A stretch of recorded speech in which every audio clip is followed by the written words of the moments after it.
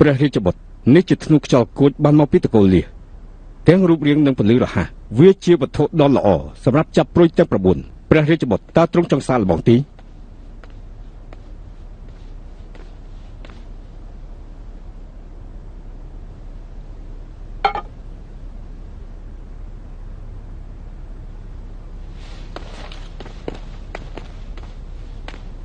ធម្មតានេះមិនដែលមករកខ្ញុំនោះទេនេះគឺជាការស្ម័គ្រចិត្តមែនទេប្រហែលជាមានមូលហេតុហើយនិយាយមកមិនក៏មកទីនេះខ្ញុំម្ចាស់មកនេះមានមូលហេតុខ្ញុំម្ចាស់ដឹងថាទ្រង់បានលើកកងទ័ពទៅប្រយុទ្ធជាមួយអ៊ីម៉ូខ្ញុំម្ចាស់ដឹងថាទ្រង់ដឹងពីសមាសភាពរបស់គេជាព្រួយ9អ៊ីម៉ូស្មោះត្រង់នឹងគូស្នេហ៍គេគ្រាន់តែចង់ដាស់គ្រប់ទិសទីជាមួយមនុស្សដែលគេស្រឡាញ់គេមិនដណ្ដើមអំណាចហើយក៏មិនចាប់អារម្មណ៍នឹងតំណែងធ្វើជាស្ដេចសមុទ្រទាំង4ចំណែកទ្រង់កំពុងលេងជាមួយភ្លើងនៅទីនេះបើសិនជាតកូលត្រីបានដឹងរឿងនេះច្បាស់ជាប៉ះពាល់មុខមាត់សមុទ្រខាងកើតណាស់ចៅឡាន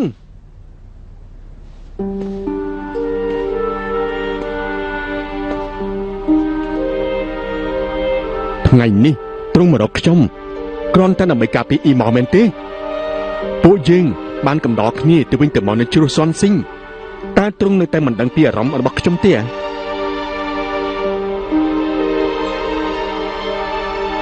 ទ្រង់គិតថាខ្ញុំចាប់គេព្រោះតែខ្លាចគេគំរាមដល់តំណែងខ្ញុំហ៎បើអ្វីដែលទ្រង់និយាយជាការពិតពួកយើងនៅជាមួយគ្នាខ្ញុំម្ចាស់នឹងជឿទ្រង់ម្ដងទៀតហើយក៏ចង់ឲ្យទ្រង់ជឿខ្ញុំម្ចាស់ដែរនេះទ្រង់និយាយពិតមែនទេត្រកូលឈីងឡុងតែងតែហ៊ានស្រឡាញ់នឹងស្អប់ព្រោះតែអ៊ីម៉ូស្រឡាញ់អ្នកផ្សេងដូច្នេះខ្ញុំឈប់គិតពីគេហើយចាប់ពីពេលនេះទៅខ្ញុំហើយនឹងគេគឺដូចជាអ្នកដទៃ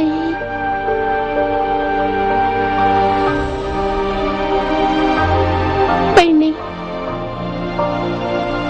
ខ្ញុំនឹងមិនពន្យាពេលកំណត់ថ្ងៃរៀបការរបស់យើងទៅរៀបការនៅសមុទ្រខាងកើតតើជាការពិតទេការពិតពិធីអភិសេកសមុទ្រខាងត្បូងនិងខាងកើតថ្ងៃក្រោយទ្រង់នឹងក្លាយជាស្ដេចនៅសមុទ្រទាំង4ប៉ុន្តែខ្ញុំម្ចាស់មិនចូលចិត្តការបង្ហូរឈាមបើទ្រង់ដោះលែងអ៊ីម៉ូមានចិត្តល្អចំពោះសមុទ្រទាំង4ចាប់ពីពេលនេះទៅខ្ញុំម្ចាស់នឹងនៅជាមួយទ្រង់ការពារសមុទ្រទាំង4ជាមួយទ្រង់ជារៀងរហូតបានខ្ញុំសន្យានឹងទ្រង់ខ្ញុំលែងដេញតាមអ៊ីម៉ូទៀតហើយពេលនេះខ្ញុំនឹងសរសេរសារផ្ញើទៅបិតារបស់ទ្រង់អញ្ចឹងខ្ញុំម្ចាស់នឹងត្រឡប់ទៅសមុទ្រខាងត្បូងវិញរងចាំអភិសេកជាមួយទ្រង់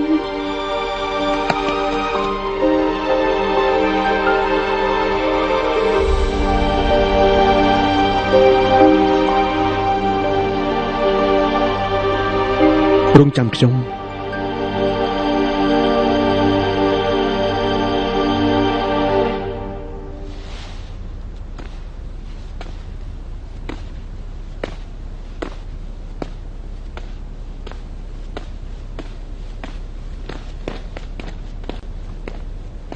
ព្រះរាជបុត្រតើទ្រង់ពិតជាជឿអ្វីដែលព្រះនាងចៅឡាននិយាយមែនទេខ្ញុំចង់ជឿគេម្ដងចុះប៉ុន្តែត្រូវផ្សព្វផ្សាយដំណឹងរបស់យើងដែលលាក់ខ្លួននៅសមុទ្រខាងត្បូងឲ្យតាមដានគេនិងបិតារបស់គេបើមានអ្វីចម្លែកនោះរាយការណ៍ប្រាប់យើងភ្លាមក្រាបទូលហើយចុះព្រួយត្រី9ស្វែងរកគេឲ្យឃើញហើយសម្លាប់ចោលទៅទទួលព្រះរាជបញ្ជា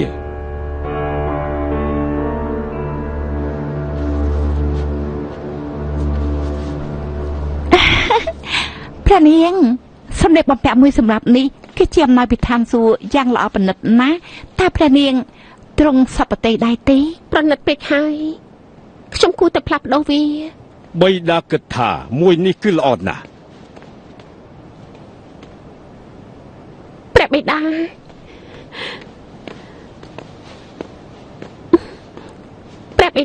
មិនប្រាប់ខ្ញុំម្ចាស់ថាទ្រង់មកទីនេះបិតាចង់ឃើញឯងស្លៀកសម្លៀកបំពាក់រៀបការហើយយ៉ាបិតាតែងតែឃើញឯងបន្លឺកណ្ដឹងជិះសេះនឹងបាញ់ធ្នូដូចជាអ្នកក្លាហានបិតាមិនដែលឃើញឯងស្លៀកពាក់បែបនេះទេណាព្រះនាងថ្នាំមកដល់ឲ្យប្រមេម្ចាស់បុត្រប្រឈួនហេតុអីក៏មិនប្រាប់បិតាតាមពិតបិតា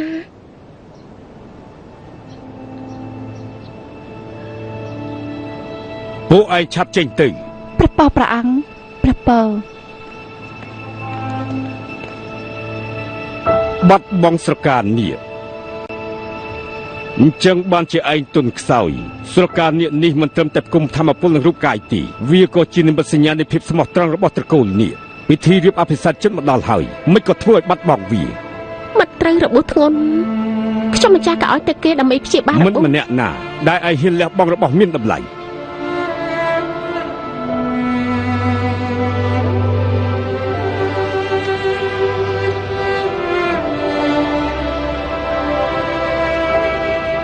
ក៏ដឹងហៅបេះដូងនឹងព្រះគ្រប់ពេលបញ្ចេញសម្លេងអញ្ចឹងបិតាបានទីត្រូវហើយបិតាគិតថាមានមនុស្សម្នាក់អាចគ្រប់គ្រងក៏ដឹងបានហើយឯងមានចិត្តចំពោះគីដូច្នេះឯងសុខចិត្តឲ្យសកានេះជាភ័ស្តុតាងស្នេហាបើអញ្ចឹង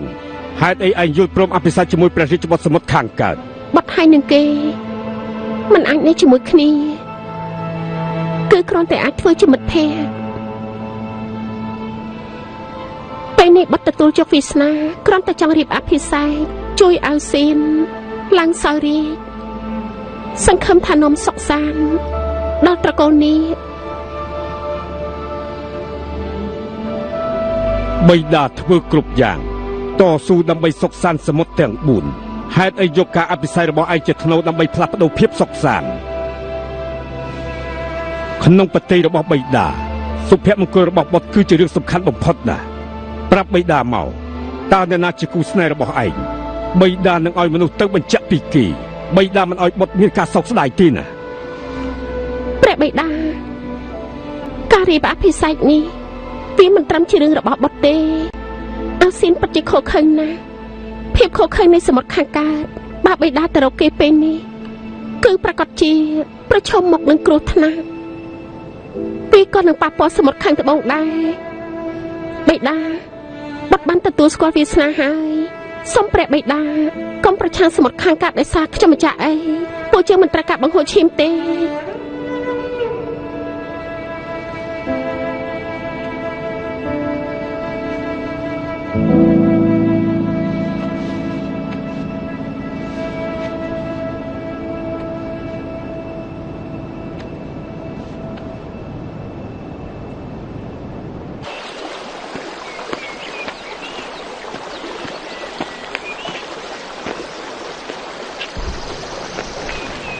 អរគុណ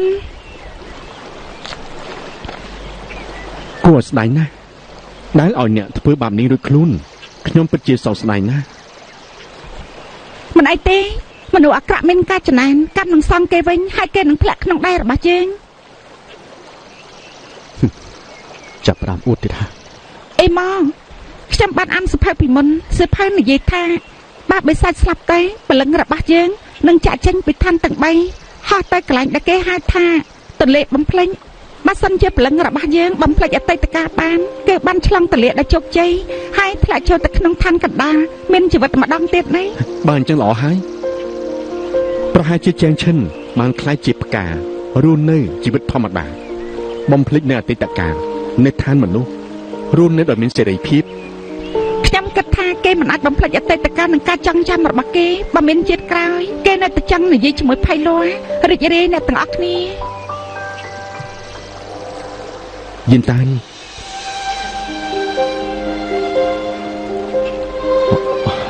គ្មានអីទេ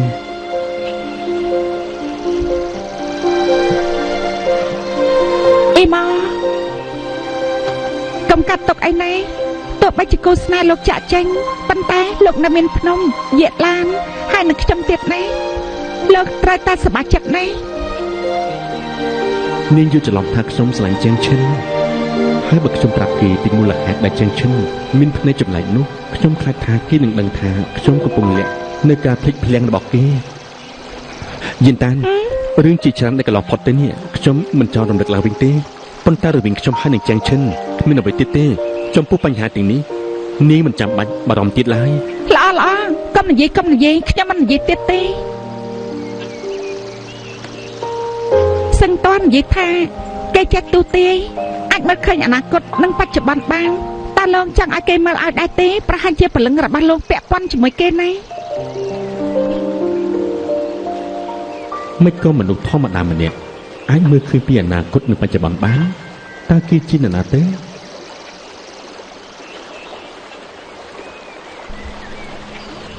អ្នកប្រុសខាងធ្វើដំណើរផ្លូវឆ្ងាយបែកញើសច្រើនណាស់ចាំខ្ញុំជូតញើសឲ្យណាបាទរបស់ខ្ញុំគ្មានច្បាប់ហាមឃាត់មិនអាចស្និទ្ធស្នាលជាមួយមនុស្សស្រីទេ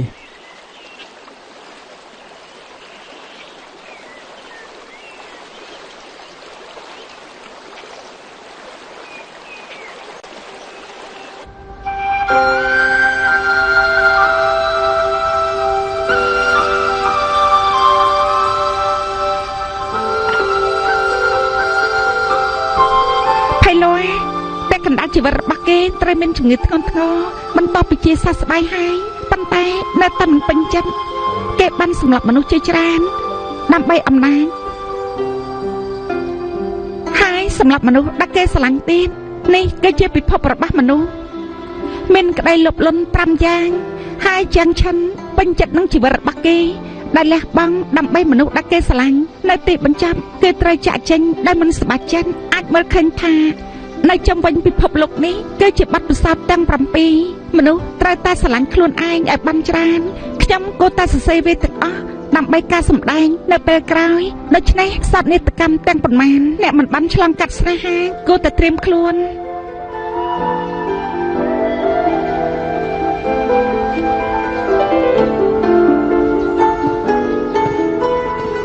ចិត្តតែសឹងតាខ្ញុំធ្វើម្ហូបនេះនាងភ្លក់មើលម្ហូបទាំងអស់នេះដូចជាតំណងណាស់ខ្ញុំមិនដែលបានឃើញពីមុនមកទេសឹងតានាងពិតជាពូកែណាស់សាក់មើលសិននាងគិតថាម្ហូបនេះចំណេញណាស់មែនទេនាងភ្លេចអ្វីគ្រប់យ៉ាងប្រកាសជាថ្មីសម្រាប់នាងគ្រាន់តែធ្វើតាមផ្ទះបើនាងចាប់អារម្មណ៍ខ្ញុំអាចធ្វើនាងរាល់ថ្ងៃណារសជាតិនេះខ្ញុំមានអារម្មណ៍ដូចជានៅក្នុងសបិនខ្ញុំធ្លាប់បានភ្លក់វាខ្ញុំសប្បាយចិត្តណាស់ហូបไปច្រើនទៅណាកាប់ទៅយិនតាមខ្ញុំនៅទីនេះมันមានរាប់អានអ្នកណាឲ្យបានអស់ពីចិត្តនោះទេហើយខ្ញុំពិតជាអរគុណអ្នកប្រុសខាងណាដែលបានជួយខ្ញុំកាលពីលើកមុនខ្ញុំមិនដឹងថាគាត់ចូលចិត្តអ្វីហេតុនេះបានជាខ្ញុំមកសួរអ្នកនាងនៅទីនេះថាអ្នកប្រុសខាងគាត់ចូលចិត្តម្ហូបអ្វីនោះធម្មតាទេ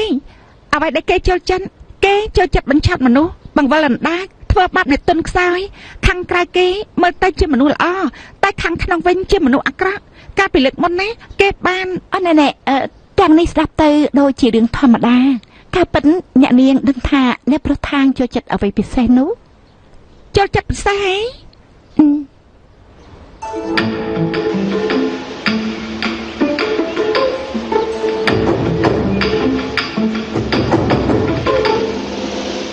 បន្ទាប់ពីថ្ងៃនេះខ្ញុំនឹងនាំយានតានចេញពីទីនេះខ្ញុំចង់និយាយថា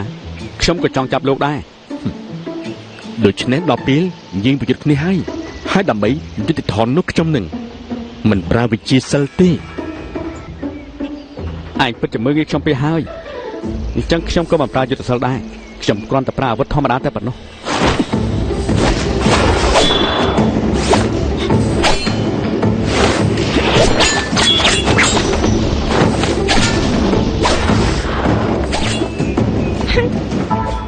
សង្កេតរបស់ខ្ញុំជាច្រើនថ្ងៃប្រកាសណាស់ខាងใจជាមនុស្សរឹងរូសចូលចិត្តការប្រយុទ្ធអ្វីត្រូវបែងចែកជាមួយអ្នកណាត្រូវអ្នកណាខុសអញមកចាស់ចាប់ផ្ដើមម្ដងទៀតហើយតែប្រុសខាងប្រកួតក្បាច់គុណឆាន់តែរឹងមាំ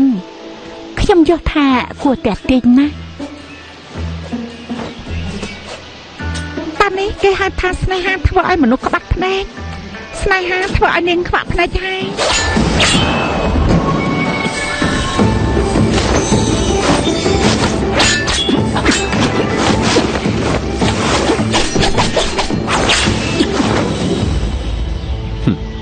លោកពិតជាពូកែខាងក្បាច់ដាវមែនធ្វើជាអ្នកក្លាហានតាហេតុអីមិនចេះគោរពដល់ខ្លួនឯងបែបនេះបែរជាធ្វើអ្វីដែលមិនគួរធ្វើទៅវិញតើវាអាចរួចទេដែលលោកចង់បំផ្លាញខ្លួនឯងនោះលោកពិតជាឆ្លាតហើយនិងក្លាហានជាងស្ដេចបិសាចទាំងអស់ប៉ុន្តែប៉ាលីសៀវមានប្រតាបកិច្ចចាប់បិសាចលោកប្រកាសជាយល់ហើយ បីសាយមានល្អនឹងអាក្រក់ពួកយើងនៅលើភ្នំយេឡាននឹងពីរបៀបបែងចែកច្បាស់ណាស់ដាក់ទោសអំពើអាក្រក់លើកំពស់នៅអំពើល្អប៉ុន្តែប៉ាទាំងអស់មិនបែងចែកឲ្យច្បាស់បើជាចាំសំណាប់រងគីលបញ្ចុះមនុស្សទាំងអស់មិនក៏ធ្វើបែបនេះកំចាត់បីសាយគឺជាភារកិច្ចរបស់ប៉ាដូច្នេះខ្ញុំចេះបែងចែកល្អនិងអាក្រក់ហើយខ្ញុំត្រូវគោរពតាមការណែនាំនិងអនុវត្តឲ្យខ្លួនឯង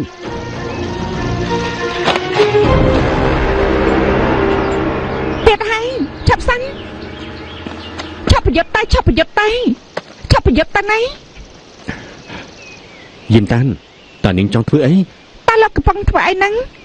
លោកស្ដេចបិសាចជាម្ចាស់ភ្នំហើយលោកវិញនោះជាអនាគតអ្នកដឹកនាំបកលីងសៀវអ្នកទាំងពីរសុទ្ធតែជាអ្នកដឹកនាំមានមនុស្សជាច្រើនដែលគោរពពួកលោកមកប្រយុទ្ធគ្នានៅទីនេះដោយប្រើកម្លាំងបាយខ្ញុំមានអារម្មណ៍ថាខ្មាស់គេខ្លាំងណាស់គេនឹងខ្លាចជាមេដឹកនាំបកលីងសៀវលក្ខន្តិកៈមេបកមិនត្រូវពាក់ព័ន្ធនឹងស្នេហាទេប៉ុន្តែខ្ញុំមានដំណោះស្រាយហើយ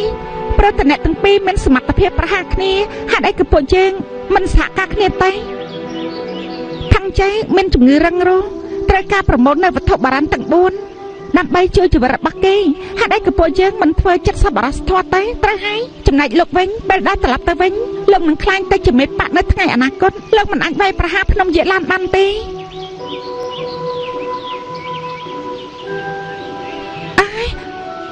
ឡើងកុំធ្វើអញ្ចឹងទៀតអីទន្លេនិងសមុទ្របង្កាត់មិត្តបង្កាត់ជំនួសបង្កាត់ស្ត្រីបង្កាត់អញ្ចឹងម្យ៉ាងទៀតនៅពេលនេះការសហការរបស់យើងត្រូវតែខ្លាំងជារឿងល្អវាក៏អាចសម្រាប់អ្នកចាប់បិសាចដែរចំនួនរវាងបិសាចនិងមនុស្សគ្រោះថ្នាក់ត្រូវតែកាត់បន្ថយដើម្បីផលប្រយោជន៍របស់មនុស្សទាំងអស់សូមនិយាយបានច្បាស់ដើម្បីបានសុខអ្នកទាំងអស់គ្នា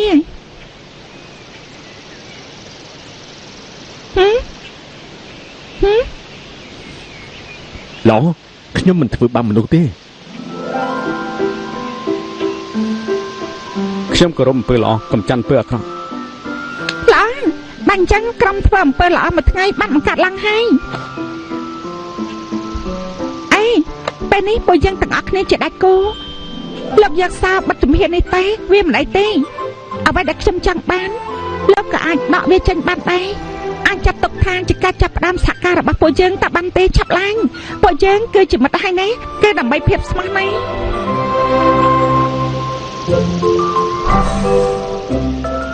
ខ្ញុំដកសោចេញពីវាខ្សែដៃនេះចាត់ទុកថាជាអនុស្សាវរីយ៍ទៅចុះមានសេរីភាពខ្ញុំមានសេរីភាពហើយខ្ញុំមានសេរីភាពហើយសប្បាយចិត្តខ្លាំងណាស់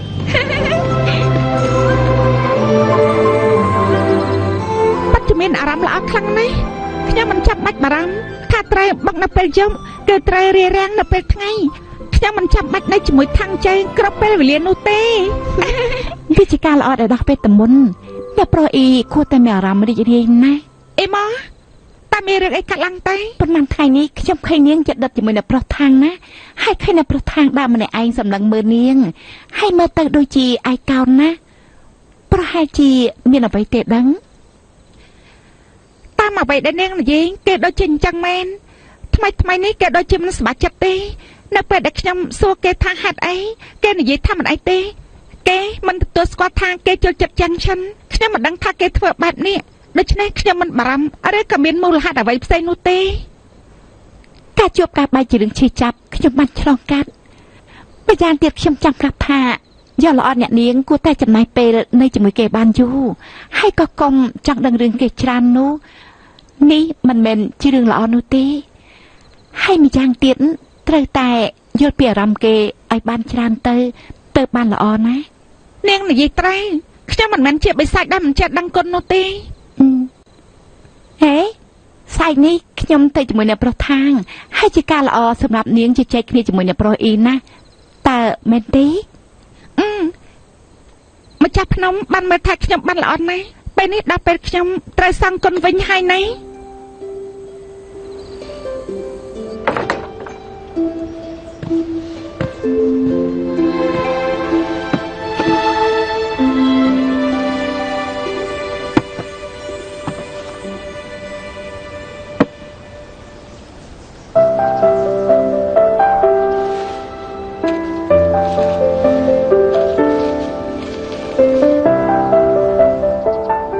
ុំសោកសៅ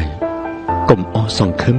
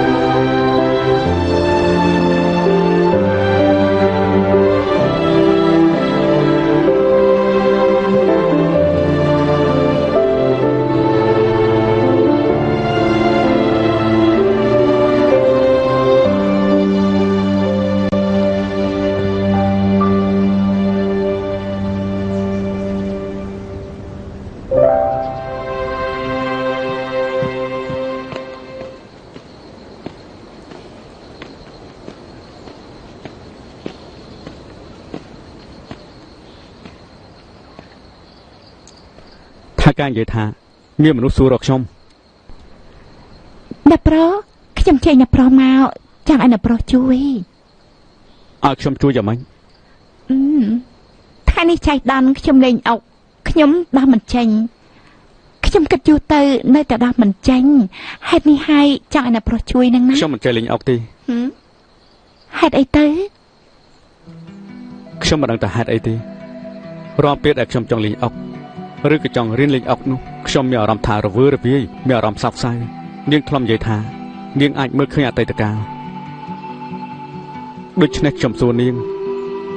ហេតុអីបានជាខ្ញុំតែងតែសប្បន្នឃើញស្រីម្នាក់លូតពីលើស្ពាននៅចំពោះមុខខ្ញុំមិនបានឃើញគេច្បាស់ទេរាល់លើពេលដែលខ្ញុំភ្ញាក់ខ្ញុំតែងតែបន្ទោសខ្លួនឯងតើខ្ញុំជាអ្នកធ្វើខុសចំពោះគេមែនទេត្រង់នៅតែចាំគេ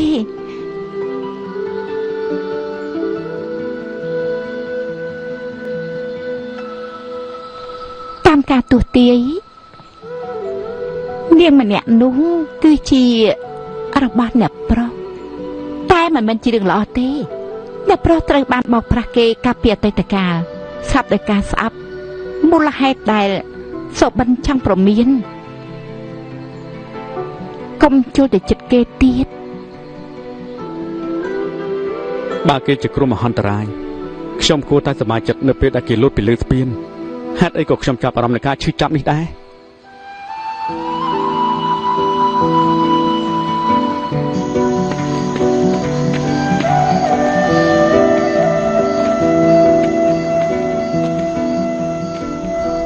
លៀនឈីងមកដល់ហើយនៅក្នុងបន្ទប់មួយថ្ងៃនាងបានប្រាជក់នឹងទឹកខ្មៅជាច្រើនសរសេរពាក្យដ៏ល្អទាំងនោះដើម្បីអ្វីទៅមើលទៅនេះគឺជាកុំដែលខ្ញុំធ្វើសម្រាប់លោកថ្មីនេះខ្ញុំឃើញលោកមិនសប្បាយចិត្តបើខ្ញុំមិនសួរលោកខ្ញុំនឹងខ្លាចជាមិត្តល្អហើយខ្ញុំបានលើមនុស្សថាបើពួកគេមានបញ្ហាពួកគេនឹងសរសេរបញ្ហានៅលើកុំរបស់គេហើយវាក៏ហត់ទៅបានបញ្ហាទាំងអស់នឹងរលាយបានតើលោកចង់សាកល្បងទេម៉ាលោកសរសេរមកខាងខ្ញុំសរសេរមកខាង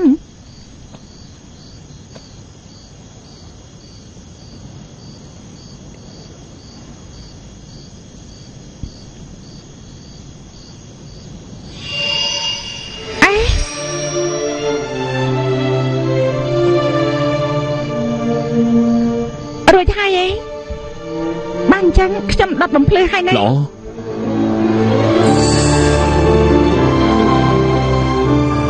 អេចាប់សិនហ៎ខ្ញុំចង់ឃើញនៅអ្វីដែលលោកបានសរសេរណាទេចិត្តចង្អៀនមិនឲ្យមើលក៏ហិចទៅឲ្យខ្ញុំមើលអ្វីដែលនាងបានសរសេរសិនទេហើយខ្ញុំនឹងឲ្យនាងមើលរបស់ខ្ញុំវិញមកលោកអាចមើលបានខ្ញុំមិនបានសរសេរអីទេដោយសារតែខ្ញុំទៅគិតពីវាខ្ញុំគ្មានបញ្ហាអីទេនៅទីនេះឬក៏នៅភ្នំយក្សឡានខ្ញុំគិតថាខ្ញុំកំពុងតែមានពេលល្អទោះបីជាមានការលំបាកនៅក្នុងជីវិតក៏ដោយខ្ញុំគិតថាវាជាផ្នែកមួយនៃជីវិតខ្ញុំមិនចង់បំភ្លេចអារម្មណ៍ទាំងអស់នោះទេខ្ញុំចង់ចាំរាល់ពេលណាខ្ញុំបាននិយាយប្រាប់លោកអស់ហើយអញ្ចឹងលោកអាចប្រាប់ខ្ញុំបានទេតែលោកសរសេរអីទេបាន គឺខ្ញុំបានសរសេរថាអាហារដែលឲ្យខ្ញុំថ្ងៃនេះមើលទៅមិនតំណងទេខ្ញុំមិនប៉ះពាល់សូម្បីតែបន្តិចហើយសង្ឃឹមថាជំនាញធ្វើម្ហូបនេះនឹងកាន់តែរីកចម្រើនប៉ាត់មែននេះប៉ាត់ជាគ្មានចិត្តមែននោះគឺជាអ្វីដែលខ្ញុំធ្វើសម្រាប់លោក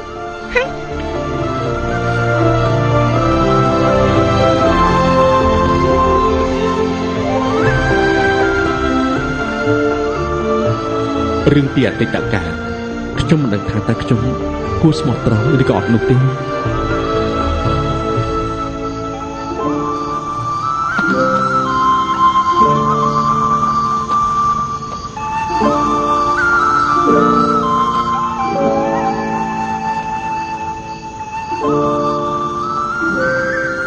ប្រហែលមានតែខ្ញុំទេដែលរក្សាវិទុ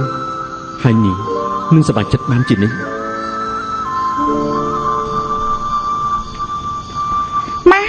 បើយកបង្ហាត់ជាមួយគ្នាតែល្អខ្ញុំទៅយកមួយទៀត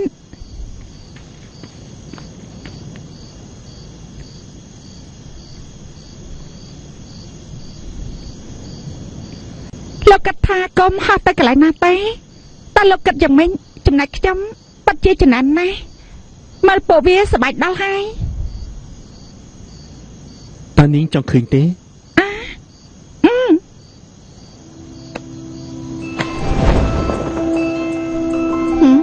ព្រោះតែអ្នកប្រុសមិនចេះលេងអុកចាំខ្ញុំលេងតន្ត្រីអ្នកប្រុសស្ដាប់បំបត្តិភាពធុញទ្រាន់សឹង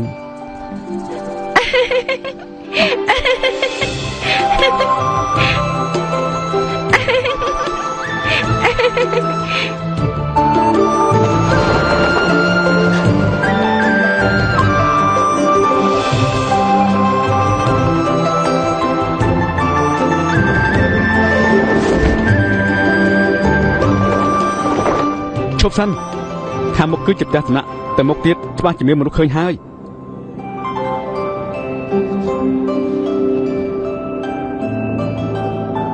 បើមានខ្ញុំនៅទីនេះនឹងគ្មានអ្វីកើតឡើងទេបើនាងចង់សប្បាយទៀតពួកយើងទៅខាងមុខទៀតទៅមិនអីទេខ្ញុំបានមើលកុំប៉ុណ្ណឹងគ្រប់គ្រាន់ហើយថ្ងៃនេះខ្ញុំចង់ជួយដោះស្រាយបញ្ហារបស់ពួកលោកខ្ញុំមិននឹកស្មានថាលោកបង្ហោះកុំឲ្យខ្ញុំមើលទេកុំបារម្ភអីខ្ញុំជាម្ចាស់របស់នាងខ្ញុំគួរតែល្អជាមួយនាងអញ្ចឹងហើយ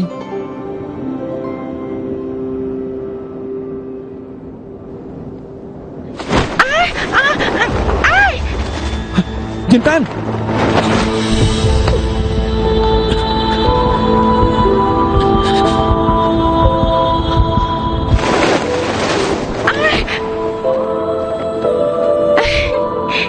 ប្រយ័ត្នផងណាអរគុណ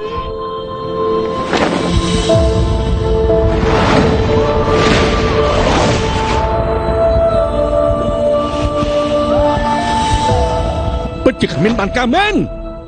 បើមិនអាចជួយបិតារបស់យើងបានពួកឯងនឹងត្រូវស្លាប់ទាំងអស់សូមព្រះជាទេពទុកក្រាបទូល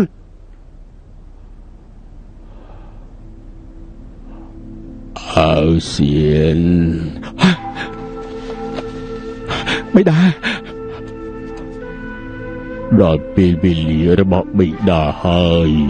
មិនអាចជួយអ្វីបានទេបុត្របិតាមានបំណងប្រាថ្នាចុងក្រោយឯងត្រូវរៀបការជាមួយនឹងចៅឡានឲ្យបានឆាប់គ្រប់គ្រងអំណាចនៅសមុទ្រខាងត្បូងគ្រប់គ្រងដោយភាពរឹងមាំបិតាកុំបារម្ភអីបុត្រនឹងធ្វើតាមបំណងប្រាថ្នារបស់ទ្រង់គ្រប់គ្រងសមុទ្រទាំង4ធ្វើឲ្យត្រកូលនាគខាងកើតរុងរឿងបិតា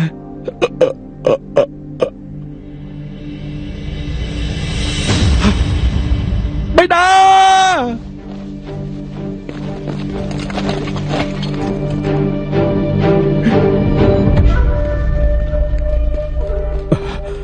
ព្រះរាជបុត្រមានមនុស្សរាយការណ៍ពីសមុទ្រខាងត្បូងនិយាយថាស្ដេចនាងសមុទ្រខាងត្បូងពួកគេនឹងស្វែងរកក្មេងកំព្រាប្រួយត្រី9ក្រាបទូល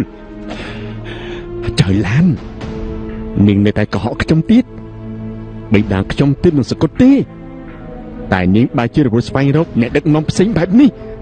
មិនអីទេចាំមើលទៅបាន ខ្ញុំនឹងបង្រៀននាងថាតើនរណាដែលជានាគពិតប្រាកដនោះ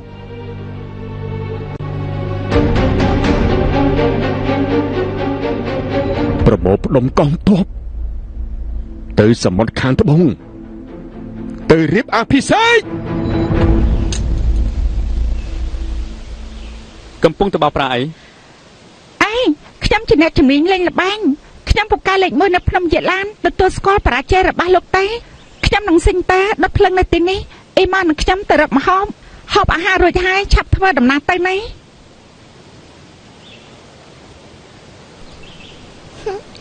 ចិត្តតានៅប្រុសអ៊ីមានតំណែងតំណងល្អបែបនេះអ្នកទាំងគ្នាចង់យើងបែកគ្នា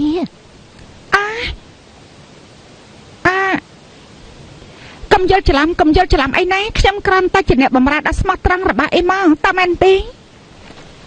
អ្នកប្រុសអ៊ីម៉រស់នៅយ៉ាងស្រួលដឹងថាមានភាពវឹកវរគ្រប់ទិសទីព្រោះតែលោកដែរទីមានរឿងមិនល្អកាត់ឡើងណា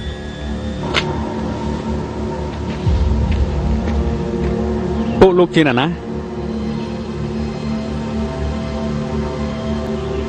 ព្រះអង្គអ៊ីនយៀនមិនបានសោយទីមង្គលទេឋានសួគ៌និយាយថាទ្រង់សោយទីមង្គលហើយតើមានអត្តកម្មាំងអ្វីជួបទេវតាកុំខ្វះការគួសមទេវតាអ្នកណា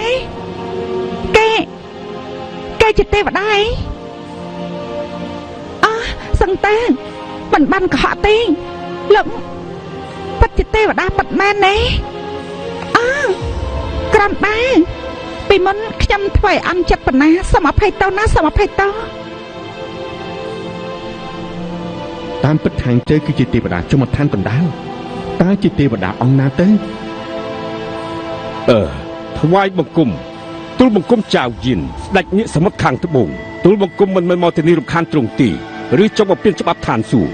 រឿងនេះពិតជាពាក់ព័ន្ធនឹងសមុទ្រទាំង4និងកិច្ចការគ្រួសារសូមកុំជឿជ្រែករឿងនេះអីក្រាបទូលមិនបាច់គួរសមទេពេលនេះខ្ញុំជាមនុស្សធម្មតាហើយរឿងពីមុនក៏ខ្ញុំមិនចាំដែរអីមកជំរឿរបស់ខ្ញុំឲ្យខ្ញុំឈរនៅស្ងៀមមិនអាចទៅរួចទេ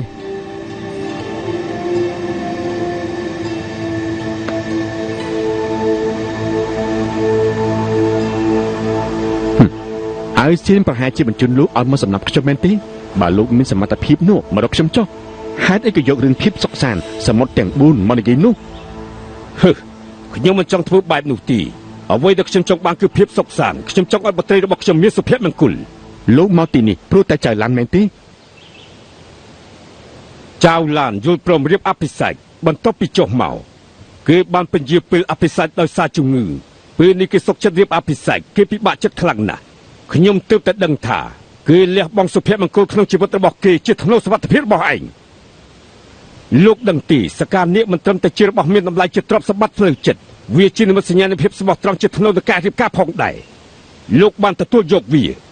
គួរតែទទួលខុសត្រូវចំពោះនាង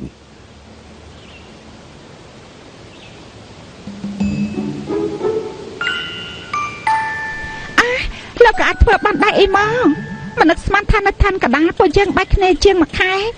លោកអាចឈ្នះបេះដូងរបស់ពនាងនេះហើយមានទំនុកខុសត្រូវដល់ធ្ងន់គ្រប់គ្រងភ្នំយេឡានទៀតតែពិតក្រាន់បានខ្ញុំគ្រាន់តែសម្បត្តិចិត្តជំនួសលោកស្ដេចនេះខ្ញុំមិនដឹងពីអត្ថន័យនៃរបស់នោះទេបើខ្ញុំដឹងមុនខ្ញុំមិនទទួលឡើយនិយាយផ្ដេសផ្ដាស់បើសិនជាឯងមិនមានចេតនាបោកប្រាស់គេទីហេតុអីបានជាឯងអង្រុនកណ្ដឹងឲ្យទទួលសការនេះរបស់គេប៉ុន្តែមិនឃើញឯងមកសមុទ្រខាងត្បូងសុំរៀបការពេលនេះពិធីអភិសេកចិត្តមកដល់ហើយតែបេះដូងរបស់ចៅឡាននៅជាមួយនឹងឯងសការនេះគឺនៅក្នុងដៃឯងសមុទ្រខាងត្បូងត្រូវគេចោទប្រកាន់ថាបំពានសន្យាឯងធ្វើដំណើរគ្រប់ទីកន្លែងដើម្បីកំសាន្តជាមួយនឹងស្រីផ្សេងយើងជាបិតារបស់គេថ្ងៃនេះយើងត្រូវរកយុទ្ធធម៌ហើយស្ដេចនេះទៅបតៃតេយកច្រឡំហើយម្ចាស់ភ្នំគឺជាបរិសុទ្ធស្មោះត្រង់ពិតជាមិនមែនជាមនុស្សកុហកទេដែលបើកប្រាស់អារម្មណ៍របស់មនុស្សស្រីនោះវាជារឿងចៃដន្យណាស់ពួកយើងនៅភ្នំយេឡានពិតជាសម្លាប់មន់នឹងជៀមស្វែងរកកំណប់ទ្រព្យដ៏កម្រនៅក្នុងលោកទុកថាជាបណ្ដាការសម្រាប់ចៅឡានហើយនេះឈប់និយាយទៅបែបនេះមិនបន្ទោបរិយាកាសទេ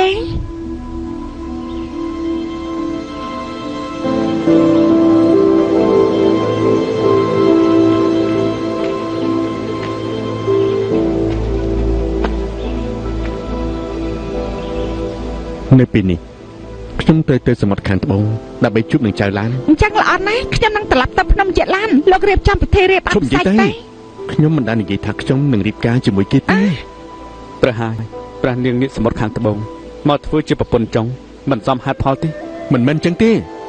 ខ្ញុំនឹងចៅឡានគឺមិនអាចទៅរួចទេហើយម្យ៉ាងទៀតខ្ញុំមានមនុស្សដែលខ្ញុំ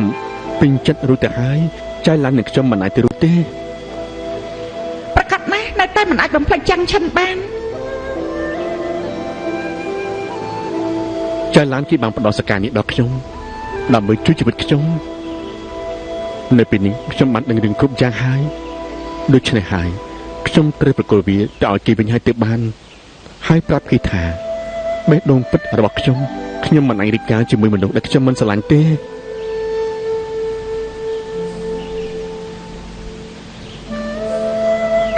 យិនតាន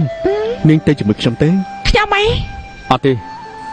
លុះត្រាតែខ្ញុំទៅទីនោះដែរ មិនអាចទេ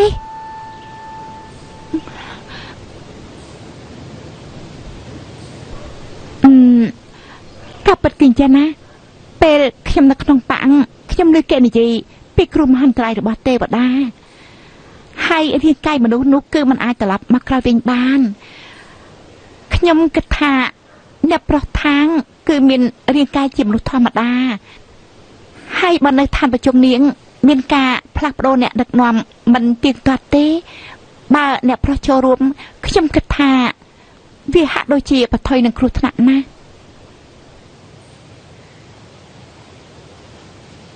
មិនអីទេនៅពេលដែលខ្ញុំបានស្ដាប់ទេវតាដែលបានជួយខ្ញុំប្រាប់ថារាងកាយទេវតារបស់ខ្ញុំខូចខាតបើមិនមានវត្ថុបុរាណសំខាន់ទាំង4ទីមិនយូរមិនឆាប់ទេវតាចេញមកក្រៅហើយនឹងស្លាប់ដូច្នេះខ្ញុំគ្មានអ្វីដែលត្រូវខ្លាចទេ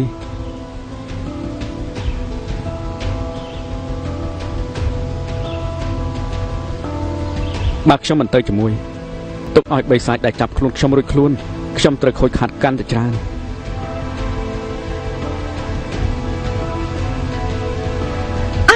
មិនអីទេតាដឹងទេពួកអញ្ចឹងទាំង4នាក់ទៅជាមួយគ្នាទេដោះស្រាយបញ្ហាស្នេហារបស់អ៊ីម៉ូសិនហើយជួយសឹងតើត្រឡប់ទៅវិញតើល្អដែរទេ អញ្ចឹងក៏បាន ល្អណាស់អញ្ចឹងខ្ញុំនឹងបានរៀនពីយុទ្ធសាស្ត្រផ្សេងទៀតនឹងអាចឲ្យអ្នកប្រុសខាងរក្សាធម៌ពលទេវតាព្រះអង្គឆ្លងកាត់ការលំបាកពេលពាក់កណ្ដាលបើមិនបានការពេលរាងកាយនឹងធម៌ពលច្បាស់ជាមិនអាចមានជីវិត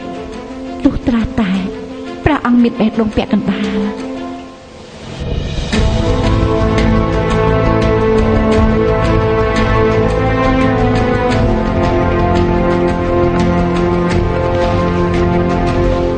ព្រះអង្គ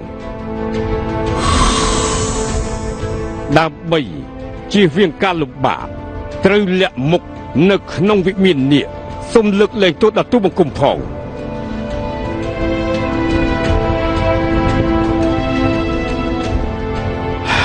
កិច្ចការរបស់ទូលបង្គំមានការស្មុគស្មាញណាស់ពិតជាធ្វើឲ្យមានការខ្មាស់អៀនមែនក្រាបទូលសូមយាង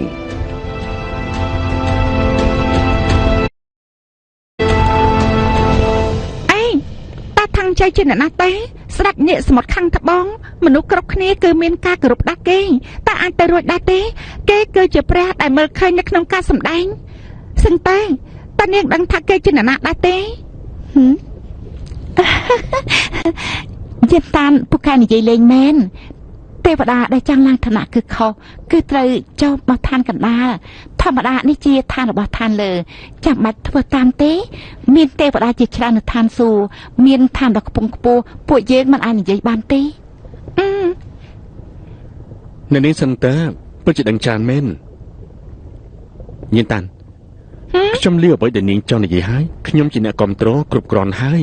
ហេតុអីក៏មិនរកណាដែលល្អជាងនេះទេ អាចារ្យ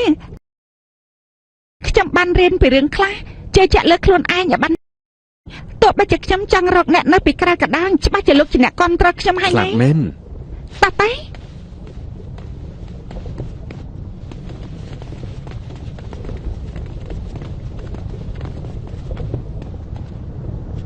អ្នកយាមនៅមុខវិមានត្រូវបានជ្រើសរើសដោយព្រះអង្គម្ចាស់ផ្ទាល់ គ្មានការផ្លាស់ប្ដូរដោយគ្មានត្រាបញ្ជាពួកឯងជាណា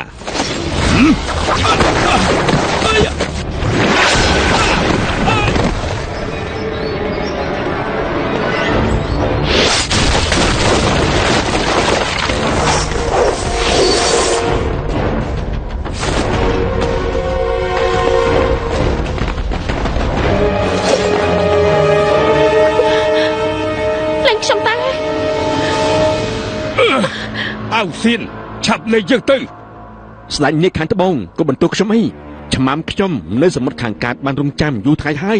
មិនអាចចូលបានជំនឿគឺមានតែធ្វើអញ្ចឹងហើយព្រះបិតាពួកគេបានឲ្យមនុស្សបង្កប់នៅទីនេះនៅពេលបិតាចេញទៅគេបាននាំតបចូលមកក្នុងវិមានគេបានសម្លាប់មនុស្សច្រើនណាស់អោសៀនឈប់ភ្លាមអោសៀនទោះបីជាឯងខ្លាចជាស្ដេចសមុទ្រខាងកើតយើងក៏ជាស្ដេចសមុទ្រខាងត្បូងដែរថ្ងៃនេះឯងបានដឹកនាំកងទ័ពចូលសមុទ្រខាងត្បូងរបស់យើងសម្រាប់កងទ័ពរបស់យើងហើយចាប់មន្ត្រីរបស់យើងទៀតមិនអើពើនឹងច្បាប់របស់ឋានសួគ៌ទេចៅយិនទ្រង់បានជួបនឹងអ៊ីម៉តដោយសម្ងាត់ចៅអ៊ីម៉ដឹកនាំក្រុមគេចូលសមុទ្រខាងត្បូងដើម្បីចាំមហេសីខ្ញុំបានបញ្ជូនទ័ពទៅជឿដណ្ដើមយកសមុទ្រខាងត្បូងតានេះវាគឺជាការពិតដែរទេអោសៀនកុំក្រអឺតកតុំពេកជាសំណាងល្អខ្ញុំបានរកឃើញចេតនារបស់ចៅឡានតាន់ពីលគ្មានគ្រោះមហន្តរាយទោះបីជាគេយើងក៏មិនឲ្យគេរៀបការជាមួយមនុស្សដែលខុសខើកាយសាហាវដូចជាឯងដែរទ្រង់ហើយនឹងចៅឡានរួមគំនិតបោកប្រាស់យើងបដិសេធពិធីអភិសេករបស់យើងភាពអាម៉ាស់បែបនេះធ្វើមិនយ៉ាងអាចទ្រាំបានទៅទោះបីជាឯងមានឋានៈខ្ពស់យ៉ាងណាតែស្ដេចនាងសមុទ្រខាងត្បូងក៏ជាចាស់ទុំដែរឯងប្រញាប់ចូលមកសមុទ្រខាងត្បូងបង្កឲ្យមានរបួសហើយនឹងលួចប្លន់តែខកអីជាមួយនឹងចៅទេយើងសោយរាជធ្វើជាស្ដេចនេះហើយស្ដេចសមុទ្រទាំង4មនុស្សនៅឋានកណ្ដាលត្រូវតែគោរពយើង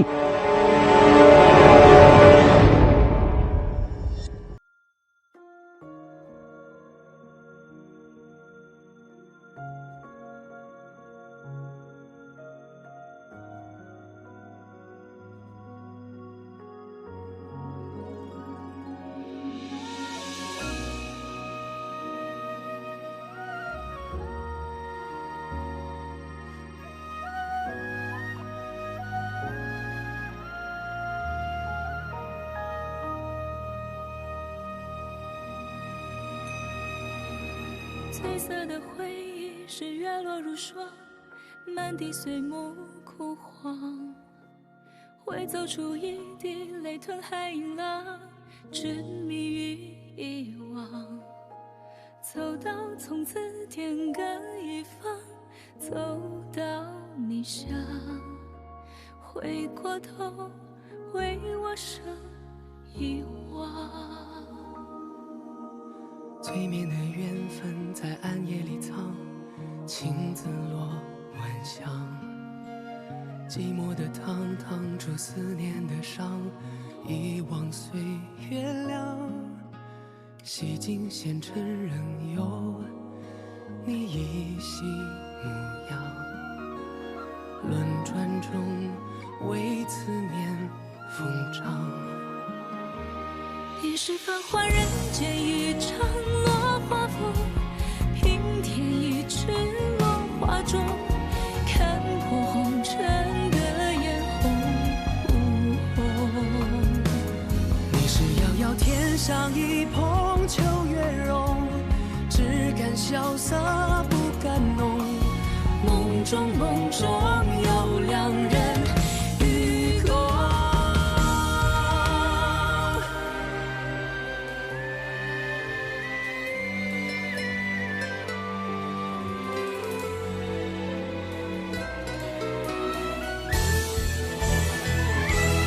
与君别后一生我下转眼秋，